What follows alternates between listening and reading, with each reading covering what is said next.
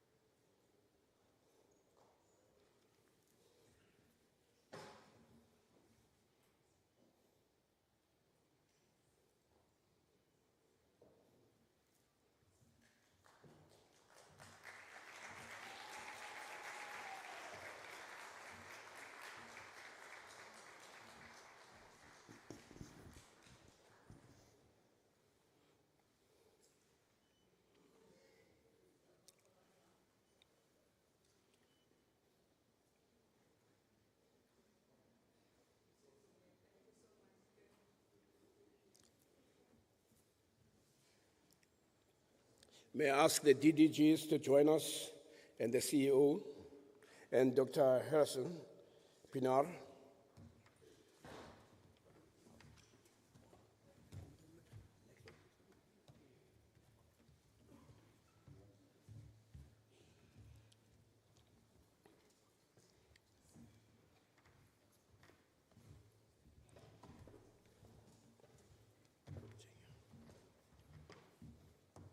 Okay.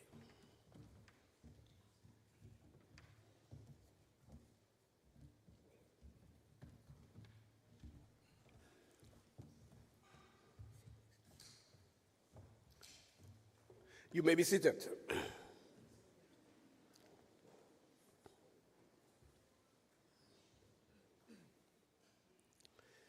Deputy Minister, Vice Chancellor of the University of Zululand, Professor Xolisa Mtose,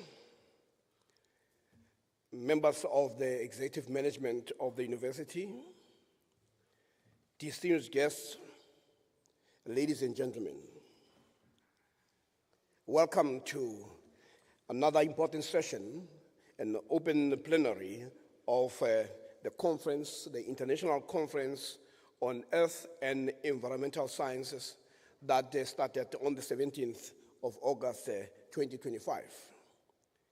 This gathering was aimed to bring under one roof the largest grouping of world-leading scientists, policymakers, industry experts, and funders to help us to confront urgent global challenges. Deputy Minister, we are pleased to indicate that we have here some of the most influential scientists coming from 5 different continents. And these are scientists who have excelled in the area of hydrology, hydrogeology, climate change, water security, biodiversity, and pollution. These are scientists who are rooted in providing and coming up with solutions. They are not pursuing science for the sake of science or knowledge. They see themselves as partners in the crafting of solutions. And we have done a lot of work in the last 2 days to grapple with those ideas. Ladies and gentlemen, on stage, I have the Honorable Deputy Minister, Mr. David Mahlobo. Mr. Mahlobo was chosen deliberately because he brings a vast experience in the water sector and sanitation. He has an expansive experience and expertise in this area.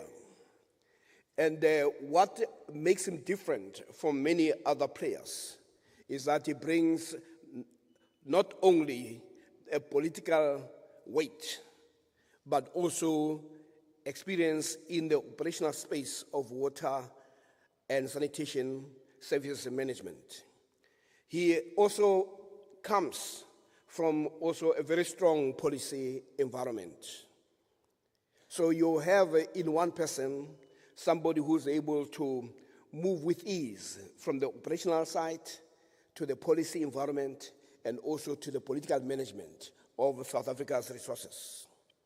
He is joined by his colleagues in the department, the Deputy Director General, Dr. Mate, who also brings many years of experience in the water and sanitation services management. He's an engineer by training.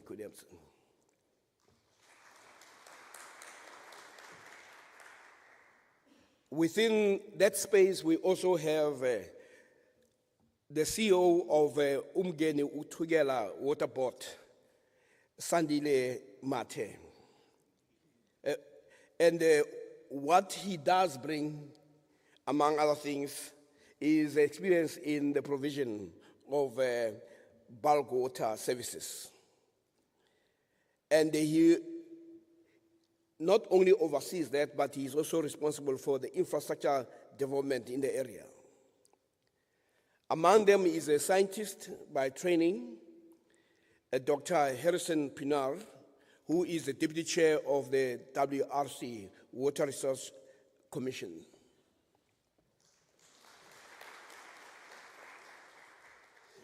To ensure that we not only have policymakers, we have included in the mix Professor Jean-Marie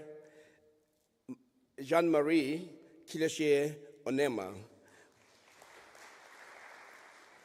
who also comes in as a Secretary General of the International Association of Hydrological Services, Sciences, and which has its headquarters in London.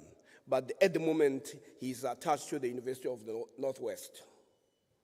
So I can safely say we are in the midst of people who know what they're talking about when it comes to the provision of water services.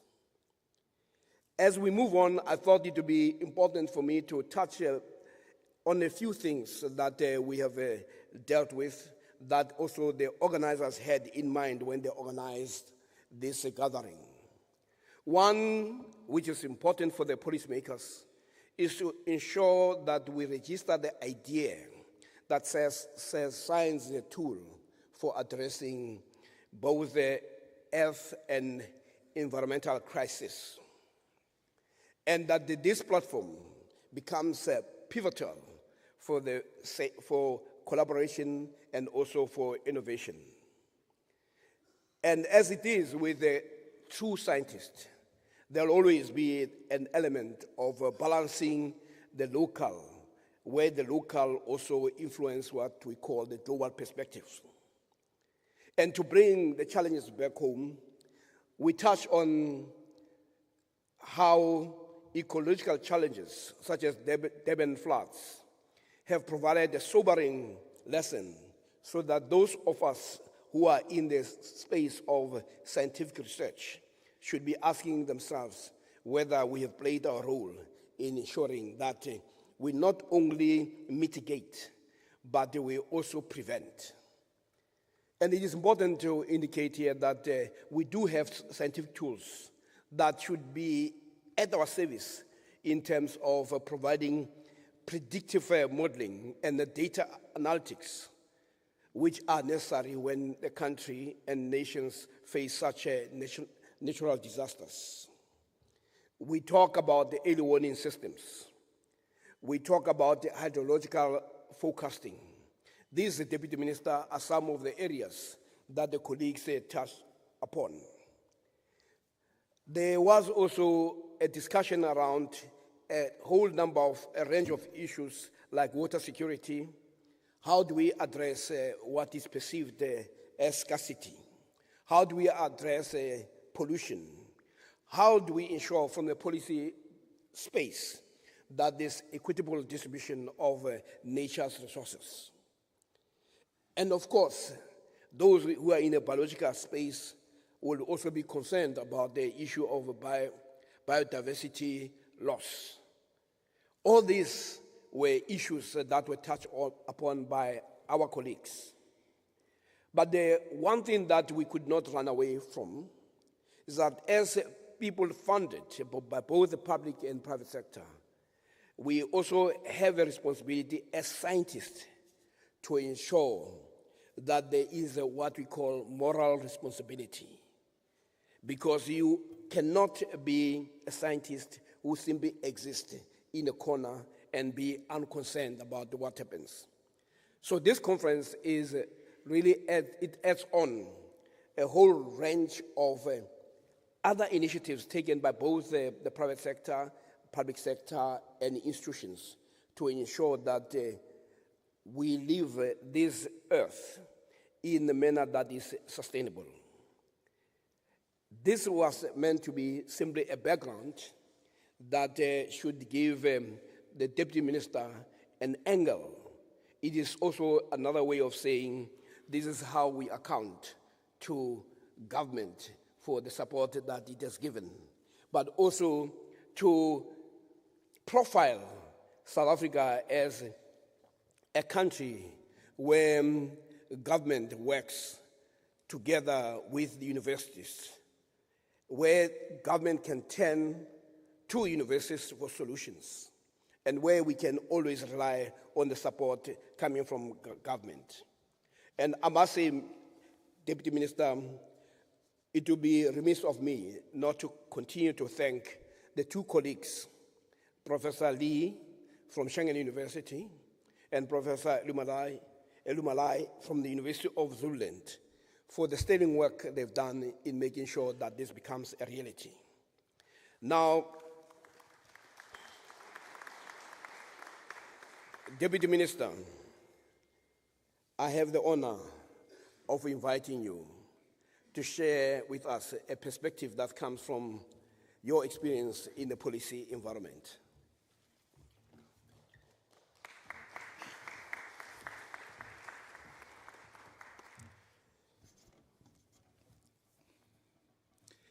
Thank you so much, my elder brother, Comrade Professor Siepe, Your Excellency, our Vice Chancellor, and our Principal, Professor Xolisa Mtose, and your entire executive, especially our Deputy Vice Chancellor, Professor Vuyokazi Nomlomo, and all your executive team, to the esteemed co-chairs, Professor Emlai and Professor Lee, that have been working so hard with all of you, and the esteemed panelists that are here.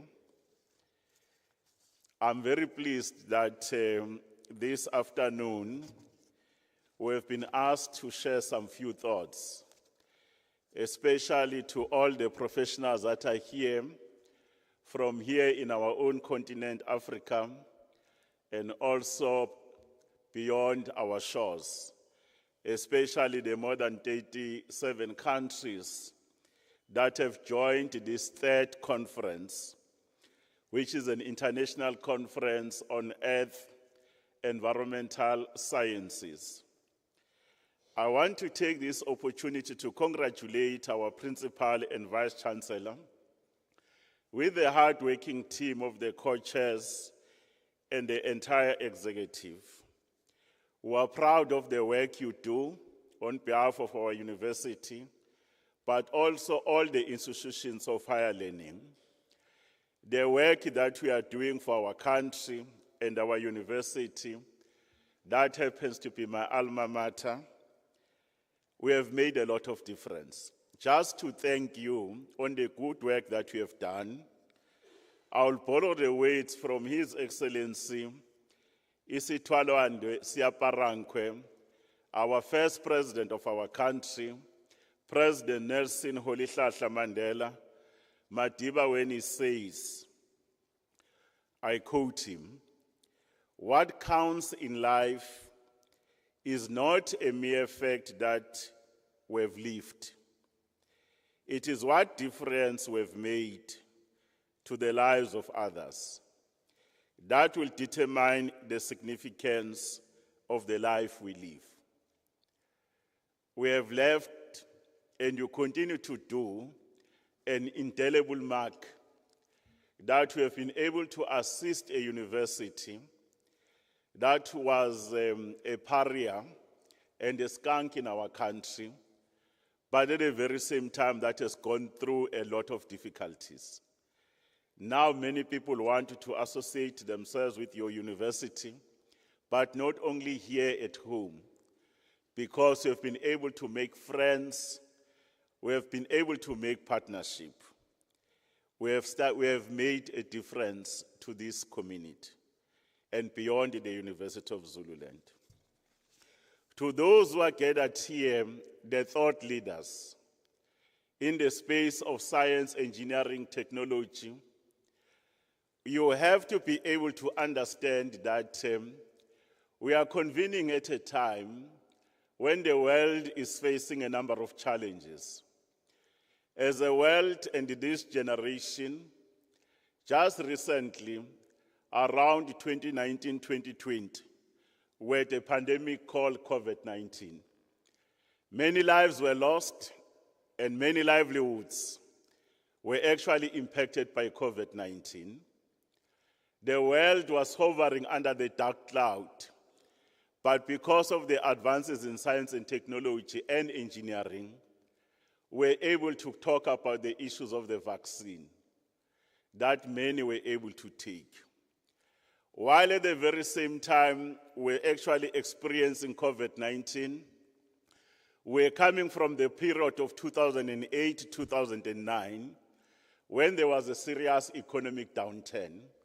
Many economies were wiped off, and many countries had not recovered.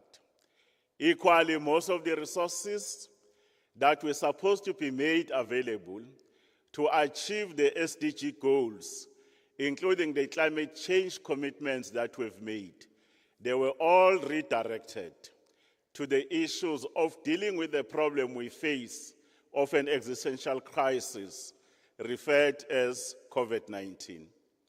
When we thought we could take a breather, the world became more unstable.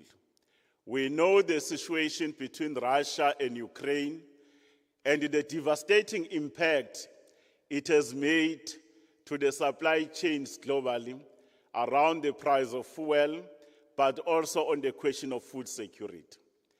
While we're still looking at those particular problems, and we pray that a peace must be found and a resolution must be found, then there were trade wars that started, especially between the superpowers, which is the USA and China, and the rise of unilateralism because of the advances in science and technology, so that each country was tending to say who must be ahead of everybody.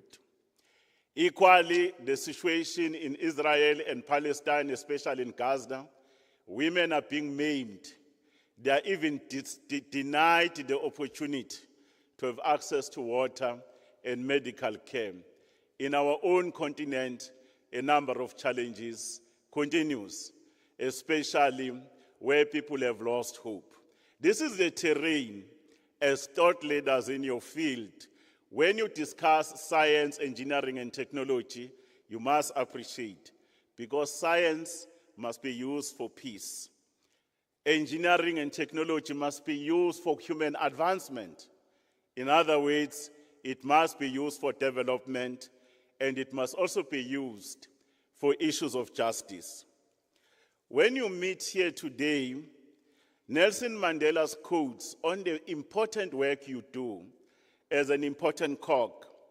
Remember the following words when he says, I quote him, "Massive poverty and obscene inequality are such a terrible scourges of our times, times in which the world boasts breathtaking advances in science, technology, industry, and wealth accumulation, that they have to rank alongside slavery and apartheid as social ills." I close quote. When you are here, one of the biggest challenges we face, the world is not going to meet its obligations in 2030 around SDG goals. We know now that at least 2/3 countries have made a movement, but we also know now that all the climate change commitments that were made, including the funding, have not been realized. And we should appreciate that water plays a vital role as a catalyst for peace and cooperation, especially in regions that are affected by conflict and insecurity. There is water poverty in a number of countries in the world. As we are here today, about 2.2 billion people across the globe, they don't have access to safe drinking water. As we sit here today, more than 3.4 billion people don't have access to decent sanitation. Imagine on the 21st century, many people that will perish on diseases that we could have actually resolved because water is medicine, water is life, water is security, water is economy, and water is biodiversity. In other words, water is who we are. And we know now that we are not going to meet these targets around the issues of 2030. We must scale up our investment. Scaling up our investment globally, it is estimated that we are looking at about $7 trillion just to meet our commitments. In our own continent, Africa, last week, President Cyril Ramaphosa, as the president of the G20, the richest and top countries, we convened in Cape Town from the 13th to the 15th of August with all global leaders and African leaders. We agreed that Africa must not be left behind because Africa is the next growth point. We said Africa is requiring about $30 billion per annum. That's a gap that we must be able to close.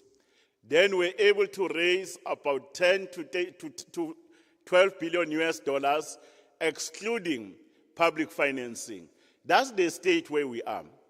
In other words, issues of water and sanitation are becoming the most critical aspect that we need to look at. We know now that also water has been at the center for some conflicts in other regions. You look at the question of the Golan Heights, where land was being there was a dispossession of land. On the source of it, it was the conflict around water. In our own continent, the most beautiful river and the longest river, called the Nile River, that cuts across a number of countries, it nearly became a source of conflict. We know the situation between Sudan, Ethiopia, and Egypt, and that matter could have been handled much better, but we are very pleased that we're able to find a solution for African problems. We also know now that most of our challenges are going to become worse on the basis that the population has grown. The population has grown exponentially. Here at home, 30 years ago, we're less than 40 million. As we speak, we're above 63 million. The demand for water has escalated because for the economy to grow and industries to grow, their demand has risen. And when the demand has risen, water is the biggest input cost that comes in. But our situation is made worse on the issues of climate change. Now we have prolonged droughts, and in the Eastern Seaboard, we have challenges around more rainy seasons. And we have to find mechanisms to say, how do we cope? Apart from climate change, we must appreciate that every drop of water we waste, someone else is looking for that drop. You know, human activity has been in a position to cause a lot of stress. More than 2.4 billion people, they live in water stress region. And Southern Africa is one of those particular regions. As we stand today, our rainfall pattern on average per annum is hovering around 410 millimeters per annum, while the global average is above 80 millimeters per annum. That's the yield that we're talking about, let alone the question of the runoff. There is no additional drop of water that is available. Our sources of water in the main, we have a mixed water policy where we use surface water, we build more dams, more canals, but we also have an abundance of groundwater. Groundwater is not an inferior quality. It's one of those that are being used in other parts of our country and in our region, but groundwater is being threatened by two matters. There is a geological formation on the basis that you can get there in terms of minerals and others, that it can be highly polluted. Groundwater can also be affected by human activity where there is no decent sanitation and people are using pit latrines then there's a diffusion in terms of those pit toilets, then they affect the quality of groundwater. We are surrounded by a seashore of more than 3,000 square kilometers of a seashore. Therefore, the ability to use seawater around the question of desalination is one of the areas to address the question, where will the additional drop of water come from? Equally, there is a lot of water in our country, an effluent that is polluted, because we are a mining hub of the continent. There is a lot of mines that are abandoned, a lot of groundwater that is actually seeping them, and thousands of liters are being available. The issue of water reclamation, using the right technologies so that that particular additional water can be treated for particular uses, but more importantly for the releases into the ecosystem, is an important additional source of water. We produce a lot of effluent through domestic uses, whether industrial, agricultural, but more importantly, the domestic one in terms of sewer.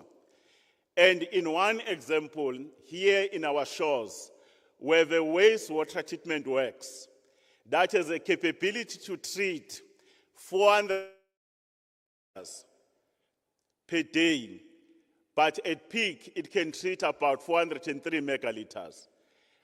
Almost close to 400 million liters are released into the water system. They cause pollution in a province called Northwest, and the treatment costs are very high. Equally, one of the biggest rivers we share with our neighbors, the Vaal River and the Orange River, from Mpumalanga, because of human activity, the pollution goes until to Namibia. The issue of reuse and reclamation is one of the mechanisms to say, where can we get an additional drop of water? We are addressing, Prof, the question of water security. Where will the additional drop come from? Those who are advanced in science, engineering, and technology, you also know that in the air, there are trillion and trillion liters of water in the atmosphere. In other ways, atmospheric water solution and harvesting is another way of getting the additional drop we need. That's why there are advances around molecular organic formations that can be able to assist us to deal with that particular issue. I thought we must address to say, where will the additional water come from? We must also deal with the issue of appreciating that demand for water is rising, as I've said, owing to population growth, urbanization, and increasing water needs. Water scarcity is actually projected to increase with the rise of global temperature. Prof, when you were speaking to us, you say climate change, climate change. Climate change is not a new phenomenon. The problem we have is the issue of citizens making a decision to do nothing about these challenges. One of the most important aspects, scientists, engineers, is our ability to be able to do scenario planning. If we don't do scenario planning, those who are doing weather services, hydrologists, and others, you cannot be in a position to know now that the frequency of the change is too short, that you cannot be in a position to have a long-term or lag time around issues of predictability. Now they can say it will be 30% chances of rain, and you can find that there is going to be a flash flood. In other words, the Water Research Commission, CSIR, universities, and others around planning technology, so that we can be able to have a much quicker ability to respond to those is an important matter. But secondly is the issue of prevention. How do you prevent? You then have to make right choices. Where do you cycle people? Around human activity, the issues of the use of land around spatial planning is an important issue. You cannot allow people to cycle in an area when you look at the geological formation of the soil, it's going to give you problems. In other words, these are the areas you're supposed to plow because you know that water and food security and energy, there is a correlation. Then you decide to have people building their homes and plan settlements. They plan to cycle within the flat line. And the flat line of 1:100, 1:50. Then there's a new flat line, Professor Vetri, 1:200. Because things are changing. When the temperature is rising by certain degrees centigrades is an important matter. We must be able to build better. Use the right technologies, especially the technologies called green technology. Our Chinese friends, I love them. When it comes to science and engineering, they know the ability to build in a sea. Like when you build a refinery, that's how you need to be able to build your infrastructure. So that whatever stress levels you can find, you will be in a position to do that. There is also prolonged drought. In the Eastern Cape, Prof, an area called Gqeberha, for 7 years, Nelson Mandela Bay, it was raining on the other side of the catchment, and water was not flowing. They were so close to be on day zero. The similar way we dealt with the problem of Cape Town. Cape Town was on day zero. How did we respond? Were to respond to change the behavior of human beings. The relationship between human beings and water, it must change. In other words, we must be able to build climate and water sensitive and resilient communities. How do you build that? You can't have citizens in South Africa, that is a water scarce country. When it comes to water consumption, South Africans are running close to 300 liters per person per day in terms of the consumption in the economy. But when it comes to other countries, the number is so low, around 170 something. And that behavior must change. The ability just to have water wastages and efficiencies, whether it's for agriculture, whether it's for industries, water use efficiency is an important component that we deal with the question of drought, Prof. There is an issue around management. Who are these people who are managing water resources? Water management and environmental management is a science. In other words, it is a philosophy. It is a doctrine in terms of systems theory. Investing in young scientists, in young engineers, as knowledge workers is the right thing to do. In terms of our development plan as a nation, we need more scientists and engineers and more people with qualification as doctors, not honorary ones. We need real hardcore ones so that you can be able to produce a body of knowledge so that our solutions and our plans are evidence-based. Therefore, institutions of higher learning, as centers of research, as centers of knowledge, issues of innovation and development is an important issue. Nations that are doing well, you can see them. They value investment in human capital, especially in your field. But they don't only invest them, then they also benefit. They are the first off-takers of the quality of knowledge you produce. One of the tragedy and travesty of justice, our scientists are the top in the world, but we don't support them. In other words, they produce certain knowledge. They actually go for issues of patent. When we are supposed to allow them to actually commercialize, pilot it, we don't want to give them the money. Those who understand how penicillin was discovered was discovered by a mistake. In other words, in our world, there is a space of trial and error. And those people who are supposed to fund them, whether it is private sector or public sector, they are having a risk matrix. And they say we are risk adverse. And countries who are ahead of the curve, they've taken the risk.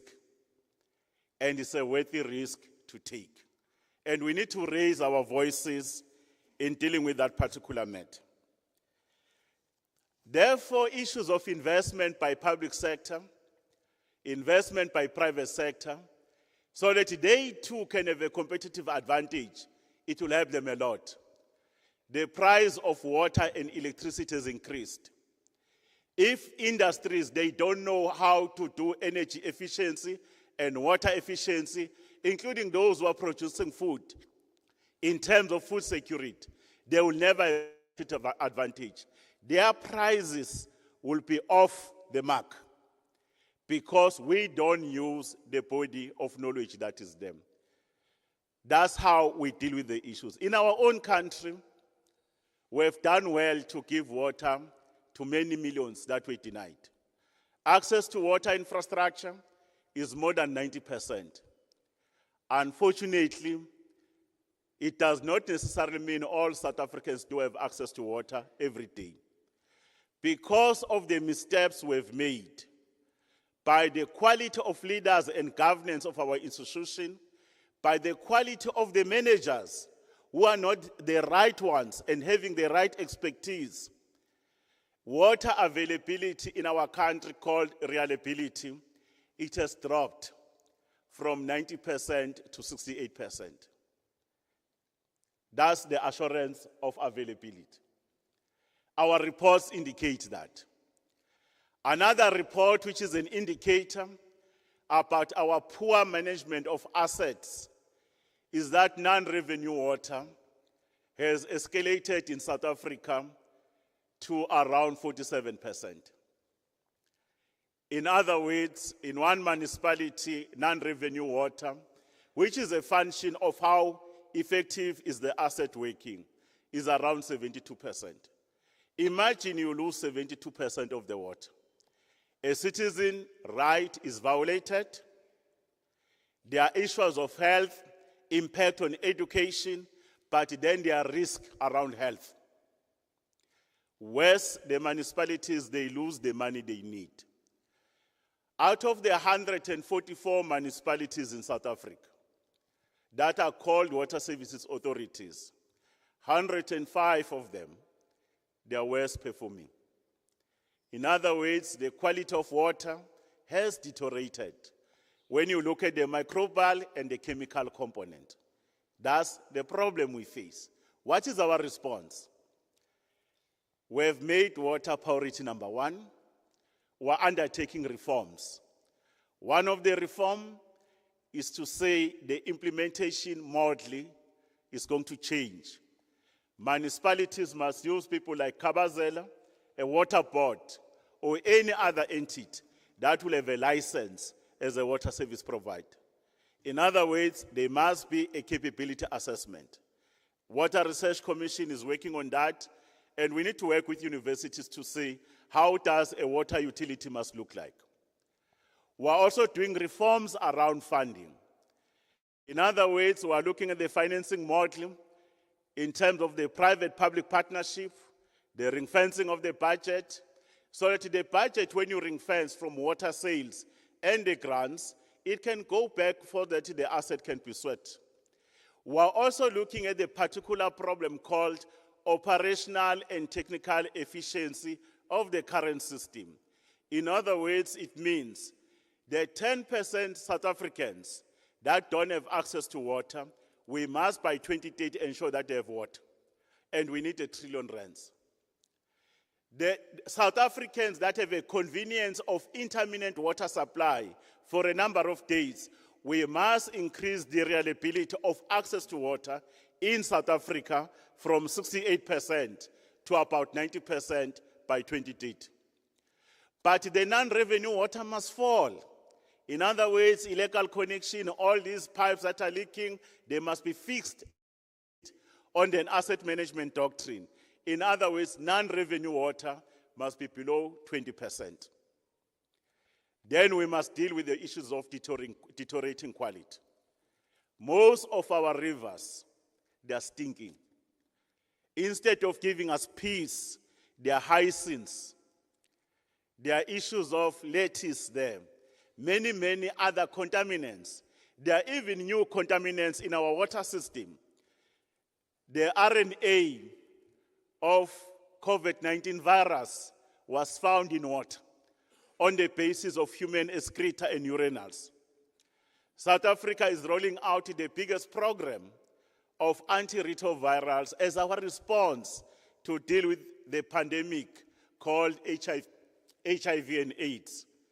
Now we're starting to find certain strains around the question of ARV in our system.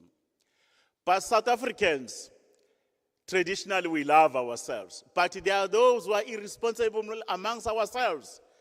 Too many foreign objects, plastics and other things are found in water. New research is being done around presence of microplastics in water. If we don't attend to the issues of contaminants and emerging contaminants in water, what does it mean? We threaten the biodiversity. Our water security will be undermined. The right to access to water will be undermined, including our economic prospects. Because if our produce are going to have high levels of concentration of contaminants, the World Trade Organization, in terms of health and hygiene, there are certain standards that must be met. What does it mean? They will kick them out. In other words, other countries that are going green, doing some of those particular issues, they will be able not to be able to do. That's the implication. And the price to treat water. I'm of the firm view, we will never run out of water. But there is a risk. Our risk is that the water will be available, but it will be expensive. Science and technology is so advanced that we'll be able to treat any water. But we must pay. Remember the cost-reflective tariffs. My last point as I sit down, Chair, when we do all the things we do, let's not leave communities behind. They too are shareholders on this planet. They too, they must not be left behind. And those of us who are learned and well-read, let's never make a mistake and think we have a monopoly of wisdom. We must harness the wisdom, the knowledge that resides with every human being under the sun. They too, at a particular point, they face drought. They too, at a particular point, they face flooding. There are methods around how to till the land. There are methods on how to do certain things. Indigenous knowledge system, very, very key. Indigenous knowledge system, it does not mean they are not scientific. They are scientific for that time, but we can't be able to do building blocks. But we must not stop. Let's hurry up before we're caught by storms. AI is here. There are many other aspects that are happening there.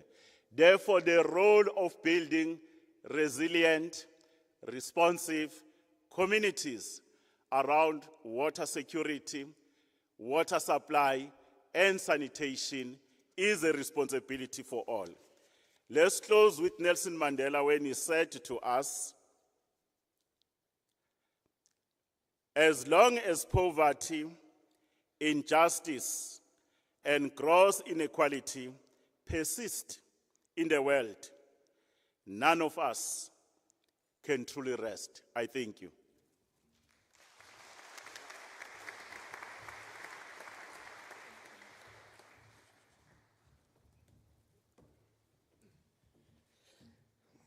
Can we do that again?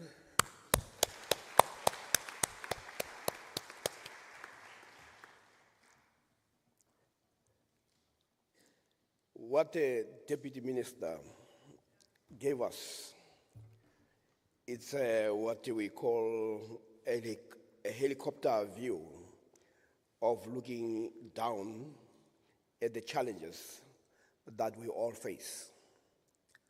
And he started also by putting the context in which we operate, a context that is not of our own making, and how events that are taking place far away, like in Russia and Ukraine, affect the continent, almost pointing out that none of us can claim that we're an island.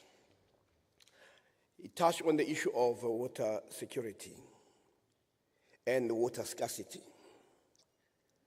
And effectively, he was laying the background in which he was also exposing himself to the type of questions that will emerge from the top scientists who are here. But before I can invite the questioning mind to get activated, I would like to call people who work closely with the minister to deal with these challenges. I would like to call on the CEO of Umgeni Utugela Water Board to somehow sophisticate, complicate the position that the minister had actually put with regard to supply and demand. Sir.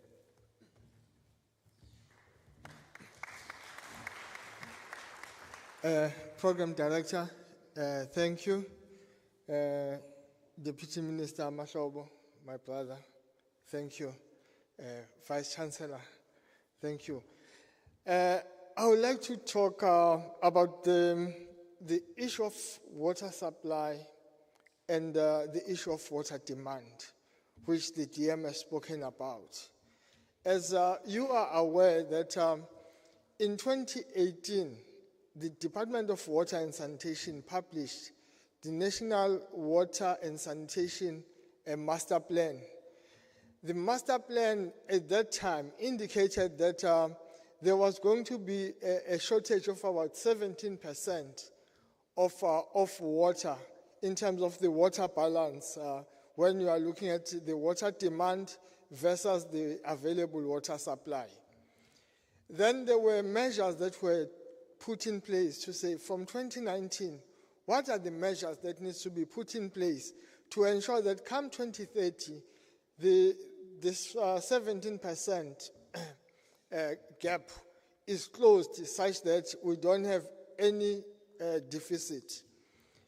As a water board, we are operating in a water value chain where we are almost in the center of the value chain. With the government, the Department of Water and Sanitation responsible for water resources management, planning, and even ensuring that there is sufficient water that is stored in the dams for us to be able to then abstract it and distribute. On the other side of the value chain below is the local government, the 144 water services authority that the DM has spoken about, that are responsible for taking the water from us, water board, and distribute that water to the communities, which is the actual users or the consumers. Our role was then to say, how do we then balance this shortage of water that is going to be there? In KwaZulu-Natal, we have 14 water services authority out of the 144 that are in the country. As Umgeni Utugela Water, we were given a task to say, let's ensure that there's water availability from the northern part of KwaZulu-Natal to the southern part, and from the west to the east, which is the coastline. We have then looked at our plans to say, how do we start to do and deal with this issue? We have created what we call Infrastructure Water Master Plan for the whole of KwaZulu-Natal, where we have looked at what the DMS also spoke about, the water mix, to say, how much water do we have in the surface streams that we have, the rivers? How much water that is usable underground, that is the groundwater? And how much water can be utilized sustainably when we look at desalination, where we capitalize from the 3,000 kilometers of coastline that the DM has spoken about that we have. In KwaZulu-Natal, we have one of the longest coastline as a province, where we can then look at exploiting the seawater and convert it into potable water. The DM also spoke about the issue of reuse, to say, in our plan, in our master plan, where do we factor in water reuse so that we can be able to then close the gap? As part of the planning, we have with three stages. The stage of the plan is where we are saying there is water that is available currently in the system. How do we then improve the efficiency of the existing systems to ensure that we optimally operate the system such that when the water is abstracted from the dams and this water moves now into our water treatment system, and we then treat it and distribute it to the command reservoir, the water will not be lost. We have, as an entity, ensured that we reduce our water losses, avoidable water losses in the system. We are currently sitting at about 3% of our non-revenue water or unaccounted for water. But the bulk of that 3% is unavoidable water loss that we cannot be able to avoid based on the existing and current technologies. The second phase was to say the streams that we have, which one can then still be exploited, and we put impoundments in those streams, and where we know that the streams are not yielding annually, we do what is called off-channel dams, where we then take water while the stream is flowing and put it so that when the winter seasons come, when the flow is reduced in the river, the off-channel storage dams are the ones that will then be able to assist us in then supplying and continuing to ensure that the water treatment systems have enough water. The third phase stage, we have looked at the desalination. Studies have been conducted in eThekwini through pilot desalination plants, and we have also looked at our position as KwaZulu-Natal to say we are at the coast. Most of the rivers are flowing to the Indian Ocean. How can we then take that water, which was going to be entering the sea, and start the water cycle? How do we entrap that water before it gets to the sea, and then pump it back, and then ensure that there's enough water in the stream for ecological use, but also we have enough that we can abstract and treat and distribute. So in that fashion, we have, DM, been able to come up with measures and plans in place through our engineers and scientists to ensure that the deficit in KwaZulu-Natal will not happen. And I believe that also our colleagues elsewhere in the country, as you are aware, in South Africa, there are now 7 water boards. As we are doing as Umgeni Tugela Water as one of the 7 water boards, other water boards are doing the same.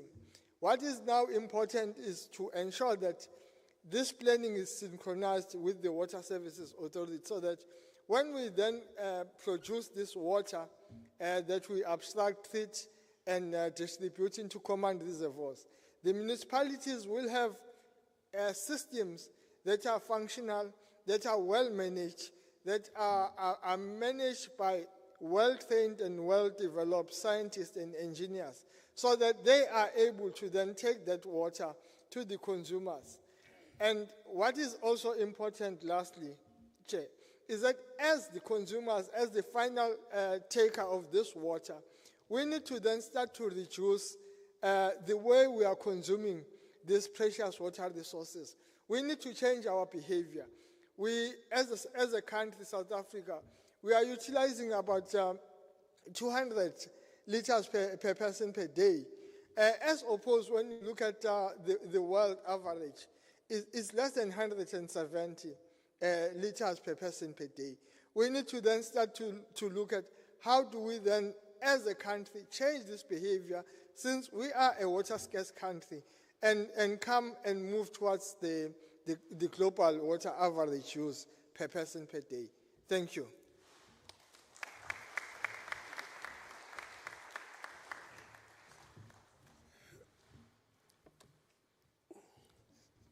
One of the difficulties that we always have once you have a deputy minister speak is that all the other people have a tendency to say, as the deputy minister had said. Maybe from now on we are going to turn it around. Start with all the supporting cast and then have the deputy minister speak. But maybe I should actually find a way of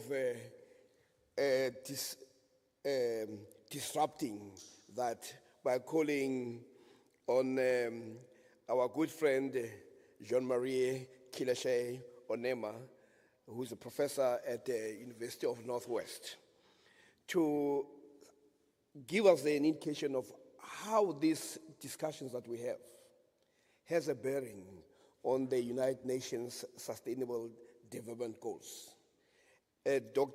Professor Jean-Marie Kileshe Onema is, as I indicated, the Secretary General of the International Association of Hydrological Sciences based in London.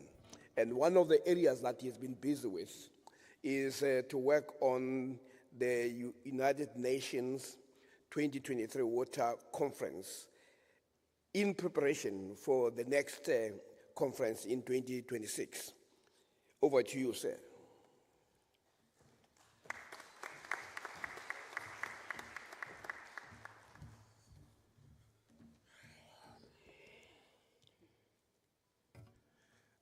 Director of Ceremony, thank you for that introduction. Honorable Minister, let me start again by reiterating my congratulations to the Republic of South Africa for the leadership in the water space. Last week, we witnessed for the very first time the launch of the Global Outlook on the investment in the water sector, led very capably by the Republic of South Africa through His Excellency. And I think it's a very strong sign of commitment to making sure that water solutions are actually a reality. And I would like us to really congratulate the minister, but also the country for the effort.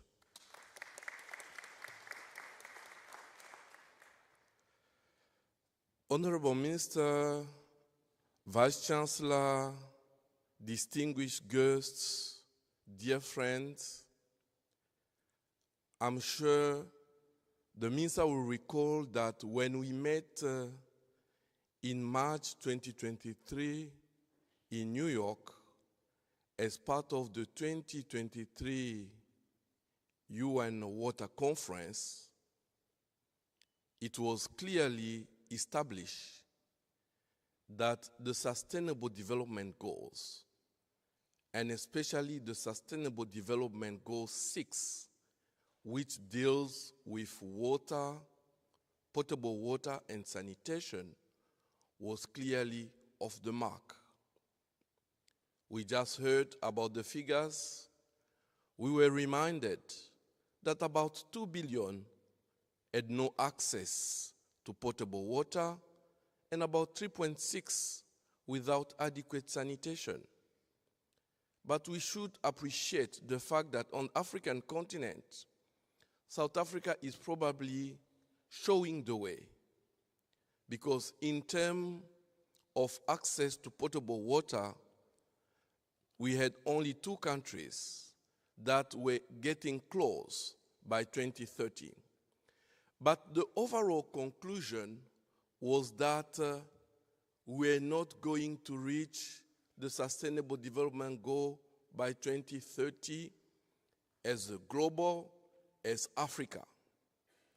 And five accelerators were identified, because we said, yes, we've taken stock of the fact that we are off the mark. What can be done? 5 accelerators were identified. The first one was to do with governance. We appreciated that some of the real issues, and I'm not going to get into details, were associated with the way water was governed. And one of the elements that came strongly was the value of water. Water was seen more as a social good rather than an economic good. And the need to change that was brought strongly up. The issue of financing, what came out was that we can say one thing and do the opposite, because the investment in the water sector was not following our ambitions. Data and information was the other area, but also the issue of capacity, because capacity was seen as a means of implementation. And under capacity, and I think a conference like this one fits very well, because capacity there was seen as partnership, networking, south-south-north, to make sure that our ambition are not only limited to global agenda. And the 5th one was about innovation. It was clear that if we want to change the course of tangent, we needed to bring in innovation. Efforts are being put together, and maybe if I can just remind that it took 47 years to the UN to have a UN water conference, because the last one, before the one in 2023, was actually in March 1977 in Rio del Plata in Argentina. So it took 47 years to have another UN dedicated conference on water.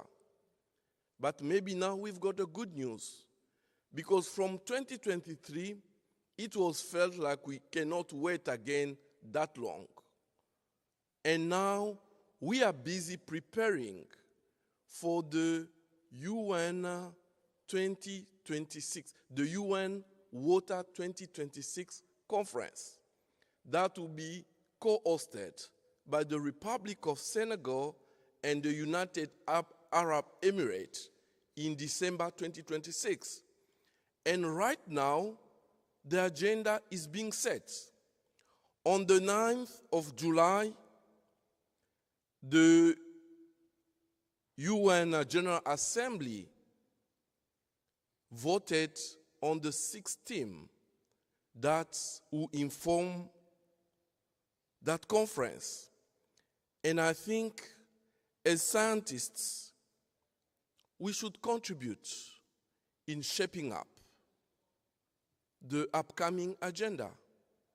We have water for people, water for planet, water for prosperity, water for cooperation, multilateral, but also investment into water. And I think as we reflect, we should also start thinking on how, as mainly African here, but also all the global South generally, we can make sure that the agenda that are being prepared at global level have meaningful input from our own backyard. And maybe to conclude, the chairperson, I would like also to mention the issue of democratization when it comes to science. As you heard, we have started at the International Association of Hydrological Sciences a new decade. And that new decade is about science for solutions. It's clear that we can no longer continue doing science for science, but science for solution. And my call this afternoon is to get more involvement from scientists from the global South. Those who were with me yesterday, as I was sharing the 11 commissions of the hydrological science community, none of those commissions are chaired by an African. I just happened to be, I don't know how that happened, the Secretary General, but all around me, Africa is not represented. And I think no one would bring or articulate better our water issues if we are not at the table of such important association. So my call this afternoon is really to say, let's take this beyond the conference, beyond the publications. Let's make sure that we are parts of the upcoming Science for Solution. Once again, thank you very much.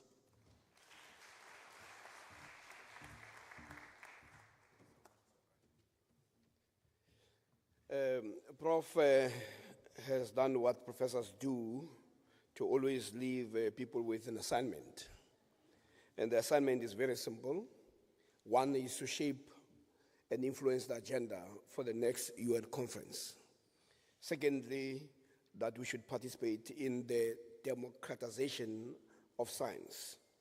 Now I have the pleasure of inviting Dr. Srimati Mathieu, who is the Deputy Director General of the Department of Water and Sanitation Services, and is in charge of management of that space.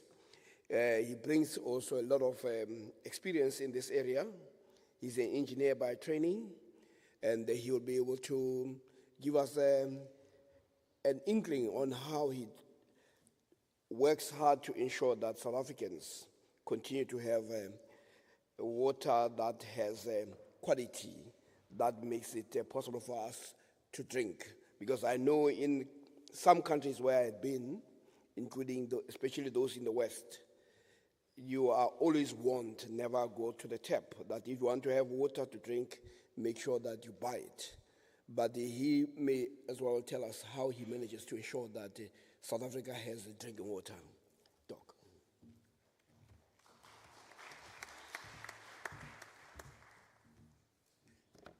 Thank you, Chair. Maybe for the sake of time, allow me to stand on the same protocol established in the plenary. I think it's always difficult. I think you broke the code of the chain of thought, you know. After DM spoke and my brother spoke, I said, I'm next. Only to realize that we're going to break the chain. Now I have to recalibrate my mind.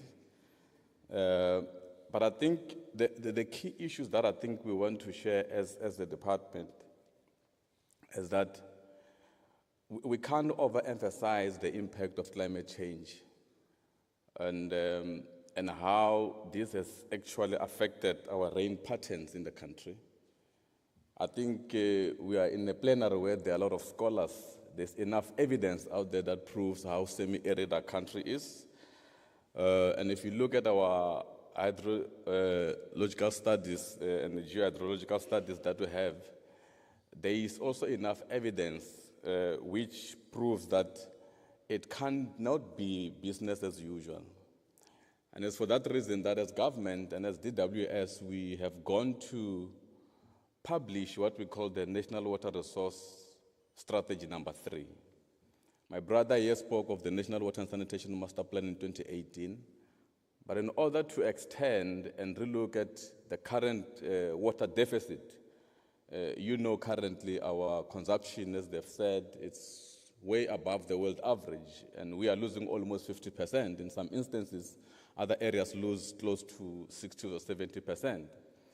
Now, this whole National Water Resource Strategy, the third of that is that we are looking at various water mix, and that's where the issues of research and technology and innovation comes in.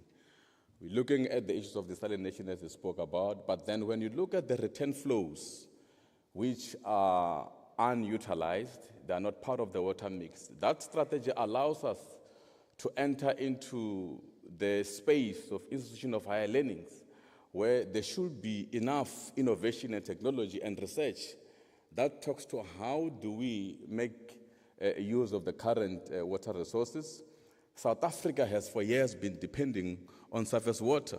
We have captured at least about 75%, but we have not tapped into our groundwater enough. We have not tapped into our effluent reuse enough, and we have not even come up much as there is research out there, but we have not extended a scope of looking at how viable are these options, how are the cost effectiveness of those options. We are seeing the appetite in the institution of higher learning with some of the researches that are going out there. DMS spoke of the sanitation framework that is being developed.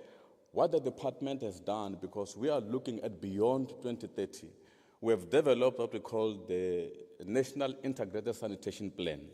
This is where we are saying, much as we are looking at the SDG 6.2, which talks to sanitation component in SDG goal number 6, what is our role as government going forward?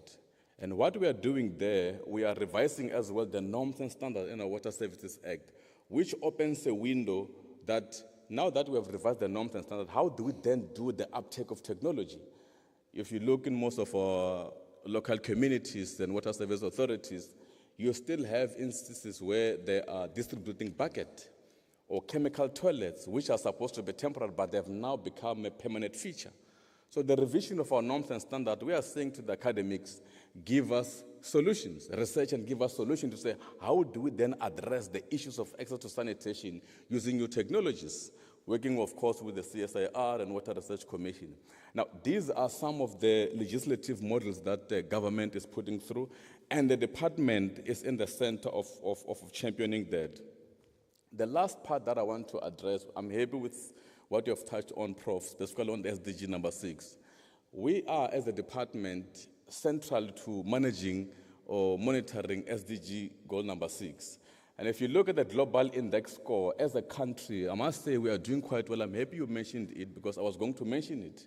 We should take pride that out of the 193 member states that we are within the UN component, South Africa in that is ranked 111, but that is the ratio based on population, access to water, reliability that DM spoke about.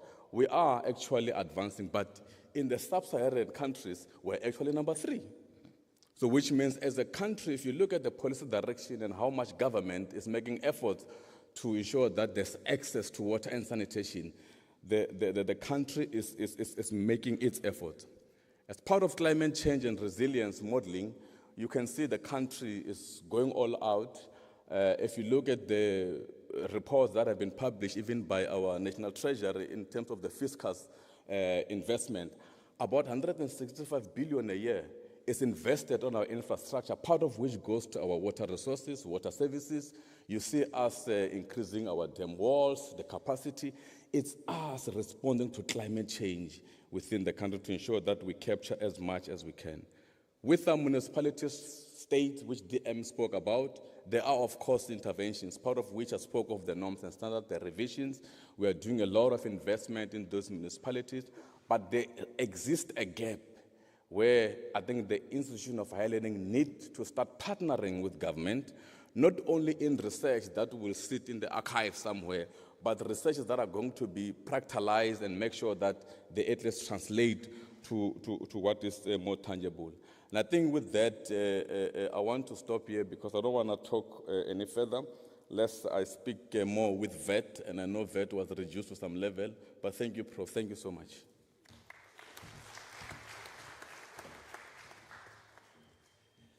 I think this session works better than we had anticipated, because what has happened now, we have actually presented the country as a case study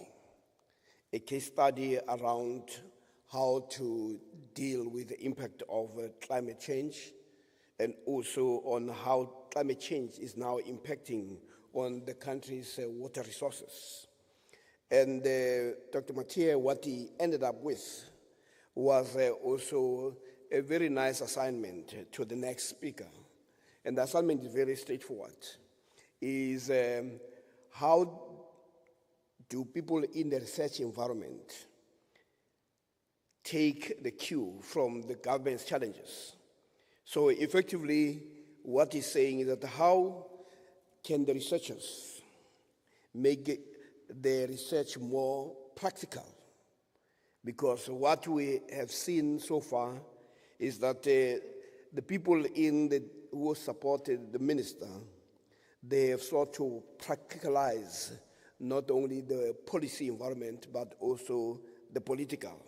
So now the chance is, how do we begin to move into making sure that the research that we do begins to respond to a problem that exists, not a problem that is imagined. We know that often we train our students for an economy that no longer exists. This is why you end up with people graduating to unemployment. And we also want to make sure that the research that is done is the research that responds to our challenges. And that is one surest way of making sure that we democratize not only science, but research. Dr. Pinar.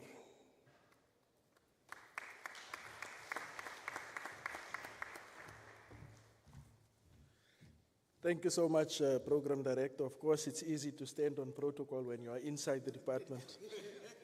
I unfortunately don't have those privileges. Yeah. Deputy Minister Maslovo, Vice Chancellor, Prof. Matosi, the DBC, and all executive, all protocol observed. Program Director, I'm not going to refer to what the Deputy Minister said. I think it requires a response, and we scientists, we are quite frank in our response. So let us be frank and respond to that. Just yesterday, we had the Honorable Minister of the Department of Science, Technology and Innovation confirming South Africa's stake in terms of policy informed by science. So we really do work that informs our policy, and I think we should continue to do that. But as I start off, I just want to put 3 words in front of us scientists, and the one is data, the second one is data, and the third one is data. I had a good conversation with my colleague from Stellenbosch yesterday, Prof. Du Plessis, and I'm still going to undertake, Deputy Minister, to get the CEO of the Water Research Commission to have a strategic conversation with the South African Weather Services and with the Department of Water and Sanitation, because between the Department of Water and Sanitation, South African Weather Services, just having that conversation, there's a lot that we can do in terms of how we go about data sharing and creating open flat platforms and where we go. And yes, certainly, we have had sustainable development, we've had integrated water resources development, integrated water resources management, we've had energy water, energy, food nexus, and then we added to that water, energy, food, environment, water, energy, environment, and health. We've added to that nexus. We had the blue economy, we had the green economy, we had circular economy, we had global change and climate variability. What are we saying to ourselves? If we look at the responses from us as scientists, sometimes we ask ourselves, what are we supposed to do different? Because when we raise a dam wall, we're responding to climate change. When we implement ecological water requirements, we're responding to climate change. But what we've managed to do as scientists, Honorable Deputy Minister, is that we've looked at the opportunities that these clusters of thematic areas bring, and we revisit those areas to say, how do we do better now in terms of the circular economy? How do we do better now in terms of climate variability going forward? So what we want to push is to make sure that the work that we do in terms of the data that we produce is going to not only inform policy, but making sure that we have a good handle on applied research, that there's impact and there's outputs in terms of the real impact to communities. And we're very pleased to see, with most of our funding calls internationally, citizen science is almost a necessity to have, it's a must-have. Natural resource management, nature-based solutions is starting also to form shape in that particular space. And then coming home in terms of the water mix, Honorable Deputy Minister, we need to be able to come up with tailor-made responses, and we are busy doing that. So we're organizing ourselves to say, out of the mix of things that we have, and there's a long list that you've indicated to us, perhaps we should go back to our Namibian counterparts in Windhoek, where they had a good problem. And the good problem they had, they only had one problem. It's either no water or this water. There were no other options around, from groundwater. And so that was a good problem. So the problem that we have is that we have a basket of responses in terms of water use efficiency, water conservation and demand management, desalination, and all these other options in terms of the water mix. We need to say within a province, what are those tailor-made approaches that we are using? And in Limpopo, I just presented earlier this morning, where we look at the systems approach to water management for that particular water utility, providing bulk water in the province. And we're starting to see that things are shaping, because more and more we have water boards making sure that their counterparts, especially municipalities, are also accounting for their responsibilities and not only taking on the burden of what is supposed to happen. Science, we are in that particular space in terms of the applied research that we do. Now, if we look at our research, development, and innovation landscape, we have the luxury of tailor-made approaches on agriculture, because we've seen Agricultural Research Council and others doing wonderful work, research work within the water space. When it comes to water and human health, we look at the Medical Research Council and others. We're doing good work in that particular space. When it comes to mining, we have Mintech. We also have the Council for Geoscience, and we're doing wonderful work. Minister, we have technologies to treat acid mine drainage water into drinking water quality according to SANES 2-for-1 standards. It's there. So we are not going to list the technologies that we have, but we are asking frank questions with our councillors in municipal space as to why these technologies are not being uptaken. So we're very frank about that particular space. Then within industry, we also have the Council for Scientific and Industrial Research, where there's a range of multidisciplinary applied research taking place in terms of innovation as well within the different industries that we serve. So the tailor-made approaches, they're starting to shape. We see that is happening, and we just need to up our game in terms of doing that. Key to us in the research community is that we continue to collaborate with each other. Public-private partnerships, utmost importance. It is very critical that we continue to be relevant as a partner within that particular space. So what we're pushing for as science, we want to see a water-conscious economy. We want to see water-efficient technologies being uptake, and we also want to see concerted effort when it comes to research, development, and innovation for uptake going forward. And I'd like to end off by saying that the whole issue of data is that we're all collecting data within the water sector.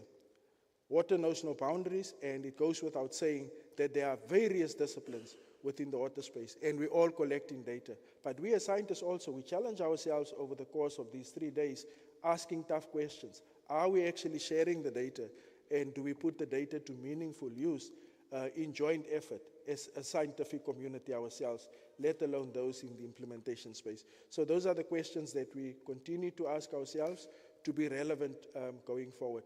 But what we also need to be clear about is that technology development does not just happen overnight. It starts somewhere. And often we see that there's a focus on technology development almost at the expense of the inextricable link of research and development, which is important because it complements the node. And the same within the research, development, and innovation space, where we have your CSIR and others. We also have structured funding support through the National Research Foundation, through the Water Research Commission. And when it comes to skilled capacity, Honorable Deputy Minister, we are very pleased and proud as a sector that your department has now launched Regulation 3630. And as the chairperson of WISA, we took it upon ourselves to make sure that we professionalize the space in terms of skilled capacity for our process controllers so that that profession is recognized for the role that those colleagues are playing in terms of wastewater treatment works across the country. I'd like to leave it there. Thank you, Program Director.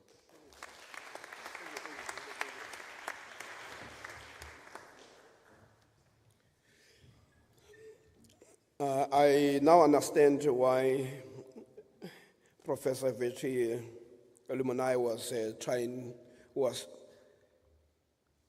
not succeeding to get hold of you. You really come around as somebody who's very ungovernable. The idea was for you to respond to how do we make research practical. But there you go and provoke the minister by asking questions. But this is a safe environment. But it's not very safe out there beyond this. The minister is being very kind. He says it's a positive provocation. But I get it from me. I know what positive provocation does to people. Ladies and gentlemen, this is South Africa for you, exposing itself as a case study. And right now, it's your chance to engage with the Deputy Minister and our colleagues who are running the institutions in South African government. If there are questions, all you have to do is to raise your hand, and then we can recognize you, and we can ask the Deputy Minister or any of the colleagues to be able to respond to the questions that you would like to raise. Yes, sir, Professor du Plessis. No, I had a discussion with Professor du Plessis. He's also one of those who's ungovernable. But he says being an engineer allows him to do so. Go ahead, Prof. Thank you, Chair. The first thing I want to say is that I always think the worst thing about mistakes is not to make them, because that means you didn't try. Now, after I've listened to the Deputy Minister, I would like to say that the worst thing about mistakes is really to know what to do and then not do it. I cannot find a single problem or thing that I disagree with what you've said. But yet, from the Water Service Master Plan and our new National Water Resource Strategy, but if we go back to the Water Service Master Plan, that was 2019. Everything that we've put forward didn't realize. It's fantastic strategies. And I would like to also say, I think, and I'm quite involved with the Institute of Municipal Engineers, and we are there to help. I think our problem sits with the municipalities. We've talked about the capacity problems that's situated there, but unless we fix our technical capacity at local authority level, we are not going to get out of this. What I realize now, and now I'm going to cause a lot of problems for myself, is your department can come up with a single proof of the change of our rainfall patterns in South Africa due to climate change. I've analyzed them all. It's of course not a popular thing to publish because it doesn't talk to what's happening. But that's not the point, because we strategically need to plan for proper climate change because we know it's going to happen. But we cannot blame every flood or every water resource problem on climate change. I bet that it's more to do with absolutely poor management at different levels, specifically at local authority level. And if we can help from ICEES' point and from the scientific field, we've had the input from the Water Research Commission. We've got lovely collaborations between us. Let us help to do that. That's why we are there. But yet, we are sitting today here and saying we must still sort out desalination. We've got nothing to sort out about desalination. The Water Research Commission have published various reports on that, explaining all the economics about it. And we need to realize it's been done in the world for 60 years. Why do we need the pilot case? So for us, and I'm so worried that I'm coming over negatively. Not at all. I'm saying let's fix the problems at the implementation phase. The strategies are good. The technology is there. We still need to fix the data. I'm very worried about that. Thank you, Minister. Thank you very much. Thank you, sir. The question is noted. Any other question?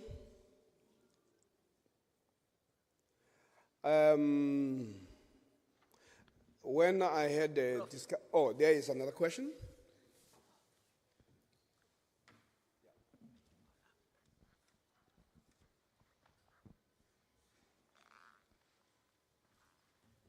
Please identify yourself. Hi, my name is Mindy Shozi. I agree with the doctor and with saying that everything the Deputy Minister and actually everyone on the day has said, that nothing is wrong with what they said, it's all true, but it goes to implementation. And coming from the Water Investment Summit last week, and obviously everything is talking about money, I don't think money is our problem, it's implementation. So we can't keep throwing money and billions and trillions into trying to fix problems that we know there is data to back up that there is solutions. So I think maybe, I don't know if it's a question or comment, what can be done? Is it a top-down or bottom-up approach that we need to fix what we need to fix? Thank you. Thank you very much for those questions and for being able to indicate that everything that the Minister says, you agree with. That worries me. Actually, what worries me is not what you are saying, but what you're not saying. What you're not saying is that all these people who are supposed to support the minister should be fired. I mean, he's got all the answers, and there's no delivery, and people should be fired. But I do not want to be quoted as having said that they should be fired. I said, you must mark my words. I'm worried about not what you are saying, but what you're not saying. With that, Deputy Minister, may I ask you to respond and almost close this session for us. No, thank you so much. I work for government And Prof. Du Plessis and Measures, thanks so much. You know one thing that we have to realize that our biggest problem ordinarily is governance and leadership. And if we can actually master the art of governance and leadership, that it places on us certain responsibility. We've made mistakes, and some of the mistakes we've made, they are very, very big. Anyway, we're not saints. We're not saints, we're just mere mortals. We must correct it.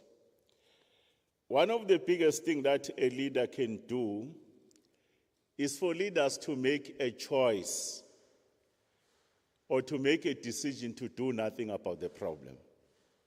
It's still a decision, Prof. Siep. A leader makes a decision to do nothing about the problem. It's a decision. But it's a decision that is a betrayal of the responsibility, what it means to lead. I sit very far in Pretoria and Nelspruit. I watch my university under your leadership. And leaders, they traverse into a space where others, they dare not to do. We have made a decision not to rest on our problems. You know, President, when he decided to say electricity is a crisis, everybody was opposing him to say, but why do you think you need a minister of electricity? Even in my own ranks in the party where I come from, we're questioning the decision the president has made. And I can tell you now, that decision, that a leader made the decision, it has actually gave us a lot of advances. President Cyril Ramaphosa says, you know, this water issue is a problem. I'm now prioritizing water as priority number one. Because in as much as the country has made advances in last 30 years, but there are matters of concern. Citizens are complaining about lack of access to water. Industries and many economies are complaining that our economic prospects are diminishing on the basis of no water. And President says, you know what, I'm prioritizing the matter, I'm putting it in my office. It's priority number one now. After President made the decision, we have not arrived to Plessis where we were supposed to. Number one, remember, after Comrade Pim was appointed, myself, I came back, DMC Tlulu were there, were three of us. We have reached a point, we don't care whether the cat is black or white, as long as it catches the mice. In other words, we are believing in the total sum of the capability that exists within our own country to resolve the problem. We are going to discuss it afterwards who are supposed to solve the problem. But our citizens, they can't waste. I always make an example. I have a daughter. At a time, she was 10 years old. She phones me, she doesn't call me Deputy Minister of Water. I'm in Cape Town. She says she wants to speak to the Deputy Minister of Water, not to the father. And say to me, because in school they expose them to many, many ideas. She says, my right to go to school is affected because in Pretoria where we stay, for the 10th day there is no water, I can't go to school. And I felt the pain. We have agreed to do reforms. You know, one of the decisions we made on the reforms, municipalities, while they are fixing their problems of governance and leadership, citizens are not going to wait. We are saying to them, appoint a credible water services authority, a provider, whether it is the water board, whether another municipality, or you appoint a private company. Here in Palito, there's something called ICEES Water. Where I come from in Mpumalanga, in Nelspruit, there's something called Silulumans. And then in northwest, around Potchefstroom, there is something, what do you call it, Doc? Midval is there. We've reached that stage.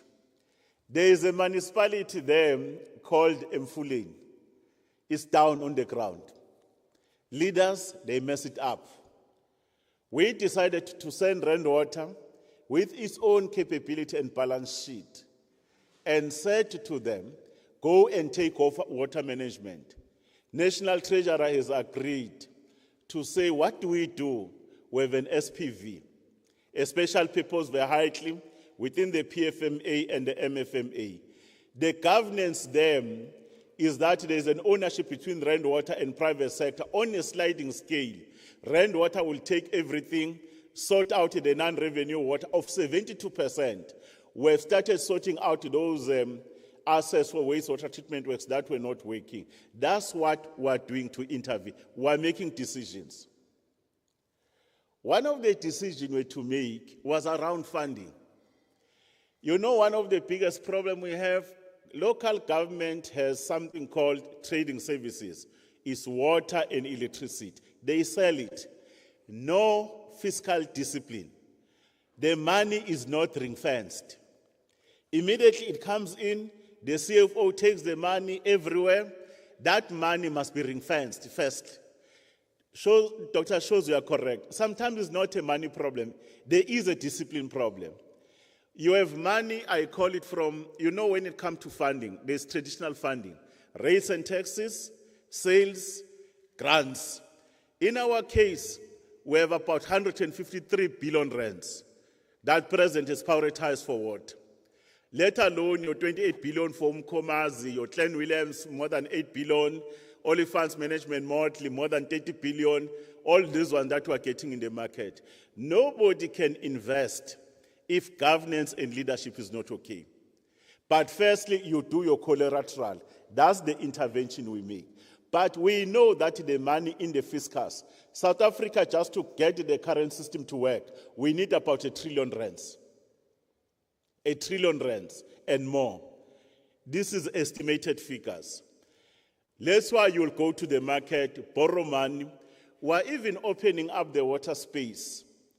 You know the water space, to open it up, what you do, you create enabling conditions for private sector to invest. When I was a youngster, many, many years ago, I worked in the then Waterwese and Bospo, Water Affairs and Forests. I was an intern doing my MBA in water engineering. There was a company here from France called Vivint. They're the best wastewater management system. It's an example where you can actually bring a credible provider.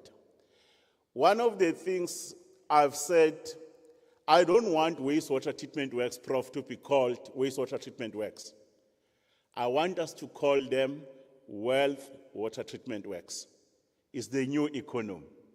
For the green bonds and the blue bonds, that effluent, like Dr. Rismate is saying, let's treat it for other uses. Especially, you can have in the northern works in Gauteng, have more than 400 million liters that go to Hartis, Sport. The dam is more than 100 years old, but it's full of hyacinths. If that effluent was being used for agriculture at the right levels in norms and standard, even private sector somewhere in Limpopo, something called Mukhalakwen, we ask a simple thing. The industry wants effluent. But some people are very funny, they want a tent.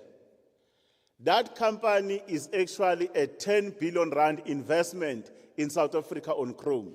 It nearly left the country. I had to intervene with the then minister, get the mayor there just to allow them to build a treatment where they needed sewer, effluent. And Anglo is using the same and others. There are some solutions. One of the biggest mistakes we've made was to allow everybody to work in water who's not supposed to be there. When we met, we said there are people who are in the system. We don't have a dustbin for them. We need to actually put a rule to say to them, you can't remain here if we are not professionalized. There was a time many people, Prof and our Vice Chancellor and Principal, they were teachers, they were called private teachers. At a particular point, we had to make a decision as a country to say, if you don't have a teacher's diploma or a degree, in 3 years you must be out of the system. And in water is the same. Whoever manages water, you don't have the right papers, you are not in the right body, you must get out, or step aside. But we don't have a dustbin. That's why we say, our sitters and yourselves, let's put a program to ensure we have a recognition of prior learning of those plant operators, those process control officers. If we do that, we're actually expanding the pool about those that are there. In politics, there's something called deployment. They like sending people. There's nothing wrong with deployment. But the unintended consequences of deployment is to send people who don't know the trade. We say for water, we don't want any committee to sit to decide who must be a technical manager or who must be an engineer or hydrologist. We don't want that. And it's a decision of leadership that we must be able to do. On desalination, Prof, I do agree with you, but I don't fully agree. You know, desalination is there in a small municipality in the Eastern Cape. I just forgot the name of that municipality. Desalination is a technology. Any technology, when you introduce it, initially it's expensive. The cost drivers are very, very high. There was a time when I moonlighted as a Minister of Energy. I had to sign off renewable energy. You know the IPPs, Prof. Duplessis. There was a time it was expensive. But I can tell you now, the price of renewables is most affordable. The very same thing with desalination. Cape Town is one. Richards Bay, Umhlatuze, our water port, we did one. Then in the Eastern Cape, we did another one, the price. The more there's an off-take, we'll be able to push the prices down. But desalination, for it to work, there are input costs. One of the input costs was the issue of electricity. Where will we get the power? And our grid was actually very susceptible, invulnerable. Now that the electricity grid is being stable, is helping a lot. On desalination, there was a question of how do we dispose the brine, the environmental component. You know, I was saying to someone, you just can't actually reclaim only seawater. You must do the blending so that at least the issues around the feeling there on how certain elements around pH and others, we are attending to those issues. But we have issued now a request for proposal for independent water producers. Remember, we borrow weights. Independent power producer, now we have an independent water producer on desalination. The requests for proposal are on the table. They must come in at risk. The only thing we are going to guarantee as a state is an offtake of at least a minimum of 20 years. Because if you don't have an offtake, and remember water as a business is about volumes, it's like fuel. And if you don't take the right fuels, we need to do. But ultimately, the reforms President says we must do, we must proceed. Then there's another matter, which is a new matter, of corruption. Corruption is one of the biggest evils. There is an issue that people see water as an economic opportunity. Mafias are there. We are having people that are actually gangsters. They are extortionists that are there. That's why we've created something closer to a fusion center. It's called Water and Sanitation Sector Anti-Corruption Forum. We have the SIU, we have the Hawks, and everybody that is there. That's why we hate provision of water by tankering. Tankering is a problem. It's inhumane. If it must be used, it must be temporal. The people who are destroying the valves there because they wanted to do certain things to do that and the quality is a problem. There is a new risk we face. It's called data security. You know, we launched with President about a week ago, more than a week ago, more than 600 million liters per day pump station, 5A. Do you know it's sophisticated? But if we don't attend to issues of cybersecurity, they can hack the system. There will be no what? Security of infrastructure is the most important component. But I fully agree. I fully agree we must deal with that. What is our solution, Prof? Our solution, let's get government accountable. They agreed to lead, they must account, including me. In other words, on all our commitments, our actions, and our stories, we must all get accountable. And if we don't actually account, change them. I told councillors that if they don't provide water on a consistent basis, a number of them are not going to come back. All of us, we live in one municipality or the other. The second issue we can do here is to invest in water and research and development. Invest in innovation, invest on people, invest in technology. But the most important thing for sustainability is inclusion of the most vulnerable in the water resource governance. Traditional communities, women, children, and all the others, because if water governance is not democratized, is not inclusive, we're losing the point. And then they ensure the sustainability of all our efforts. Local government is not doing well. Fully agree. But to point fingers at them is not going to help us. Let's get involved so that we actually have the kind of leadership we deserve. On a lighter note, I studied at school and I'm a dropout. I studied science.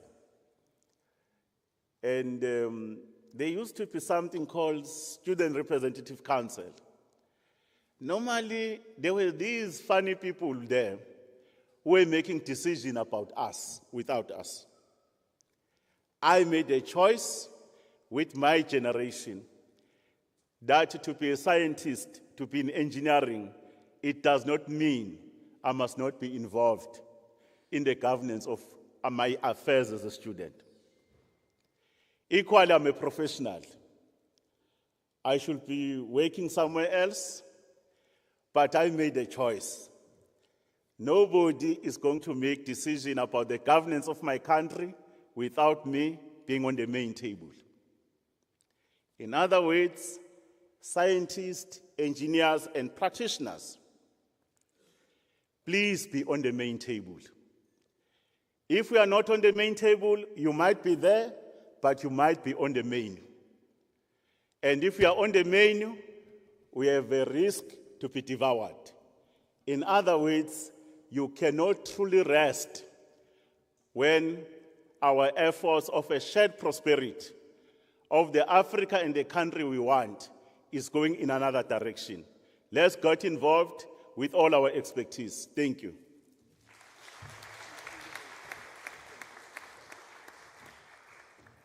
Yep. Thank you very much. And I'm very happy that this was not a moment of electioneering, because the people here were going to vote you in. So this is a university space. And Professor Duplessis, you raised a very important point, and the lady who followed you. And in a sense, it comes down to saying the greatest tragedy in history is not what was finally done, but what was left undone. And what the Deputy Minister is saying is that unless we are engaged, unless we are out there, we'll end up being devoured. Ladies and gentlemen, may I ask you to clap your hands for having had such a wonderful panel. And I'm under strict instruction by the co-chair to say you'll take 10 minutes break because we had gone over time, but as I say, you were exposed to what I call a case study of the South African government. So 10 minutes, then we proceed. And thank you once more. And thank you very much for coming while we are taking photos here. Take on.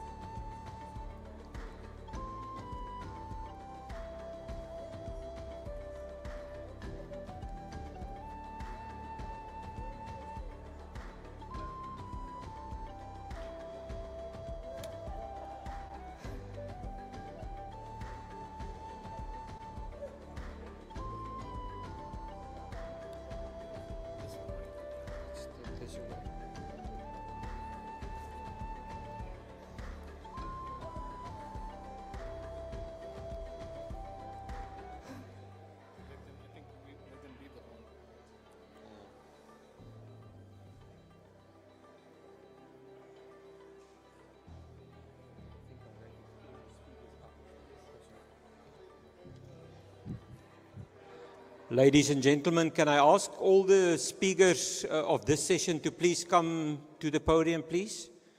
I would like to have you all here, so if you can please join us while the dignitaries are taking the last admin steps. So all the presenters, please join us here.